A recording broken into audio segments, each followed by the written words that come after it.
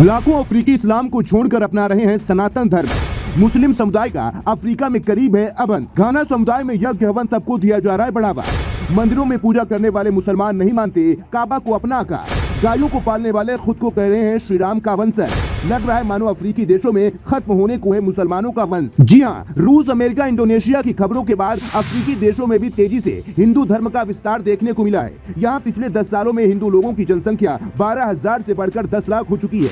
अक्सर आप लोगों ने खबरों में सुना होगा कि भारत में अगर कोई ज्यादा पढ़ लिख लेता है तो वह अपनी रोजी रोटी के यूरोपीय देशों में भागता है। हालांकि अफ्रीकी देशों में जाना किसी को खास पसंद नहीं होता है, क्योंकि यूरोपीय देशों की तुलना में अफ्रीकी देशों ने अभी इतनी तरक्की नहीं की है। लेकिन जहाँ बात हिंदू धर्म की आती है, वहाँ सभी यूरोपीय देशों में मिलाकर इतने हिंदू नहीं हैं जितने केवल अफ्रीकी में ही रहते हैं। और इतना ही नहीं, यहाँ के लोगों की परंपराएं और मान्यता भी हिंदू धर्म से काफी मेलजोल खाती है। बात करें यहाँ के लोगों की, तो यहाँ के लोग खुद को भगवान राम के बेटे कुश के वंशज बताते हैं और यहाँ की देवी देवता भी हिंदू धर्म के देवी देवताओं की तरह दिखते हैं। जैसे कि यहाँ पर पूजी जाने वाली मामावती देवी बिल्कुल हिंदू धर्म के देवादिदेव महादेव की तरह ही लगती हैं। इन्होंने अपने गले में सर्प धारण किया हुआ है और सर पर घने बाल भी है, और साथ ही साथ जैसे महादेव के शीर्ष पर गंगा विराजमान है या खुद जल की देवी मानी जाती हैं। वहीं यहाँ पूजे जाने वाले देवता और अवगुण स्वरूप भी बिल्कुल भारत के दक्षिण में पूजे जाने वाली मुर्गन स्वामी की तरह ही दिखता है।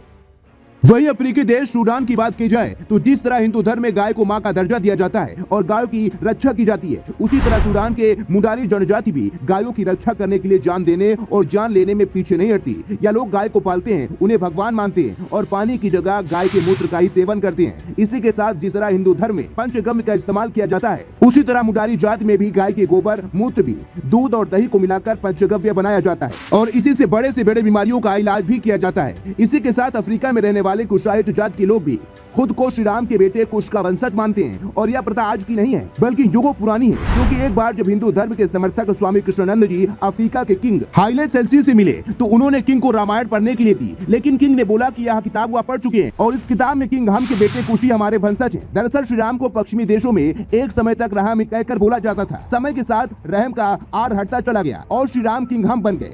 तो इस बात में कोई दो राय नहीं है कि अफ्रीका में हिंदू धर्म त्रेता युग से ही चल रहा है। लेकिन बीते 10 सालों में अफ्रीका में हिंदू धर्म एकदम से कैसे बढ़ने लगा, यह भी एक गहरा सवाल है। तो आपको बता दें कि अफ्रीका के घाना समुदाय में अचानक से सनातन की प्रति श्रद्धा उत्पन्न हुई। घाना समुदाय वह वंश था जो अंग्रेजों के लिए बंटवारे की वजह से घाना में शरणार्थी के रूप में आ गए थे। अफ्रीका में घाना समुदाय की स्थापना स्वामी घनानंद ने की है। स्वामी घनानंद ईसाई मूल के थे। एक बार जब उत्तराखंड आए तो उनकी मुलाकात स्वामी कृष्णानंद जी से हुई। वह कृष्णानंद जी से इतने प्रभावित हुए कि उन्होंने उन्हीं से दीक्षा ली और हिंदू धर्म को स्वीकार किया। उसके बाद उन्होंने हिंदू शास्त्र और वेद पढ़े और फिर 1975 में अमेरिका में घना हिंदू मठ का स्थापना की और यहीं से घाना में हिंदू धर्म के प्रचार का सिलसिला शुरू हो गया। स्वामी घनानंद सरस्वती ने घाना में 5 हिंदू मंदिरों की स्थापना की जो अफ्रीका हिंदू मठ की आधारशिला रहे हैं। साथ ही घाना में इस्कॉन के मंदिर भी अधिक हैं। घाना सिंधु मठ अखबार सनातन धर्म की विविधताओं को प्रकाशित करता रहता है और जो लोग पहले केवल यहाँ पर अपनी जिज्ञासाओं को शांत करने के लिए आते थे, धीरे धीरे उन्होंने जब हिंदू धर्म को गहनता से जाना तो न केवल ईसाइयों को बल्कि मुसलमानों ने भी हिंदू धर्म को अपनाने का फैसला किया। हालांकि कट्टरपंथियों द्वारा उन पर आरोप लगाए गए कि जबरन इनका धर्म परिवर्तन हुआ है,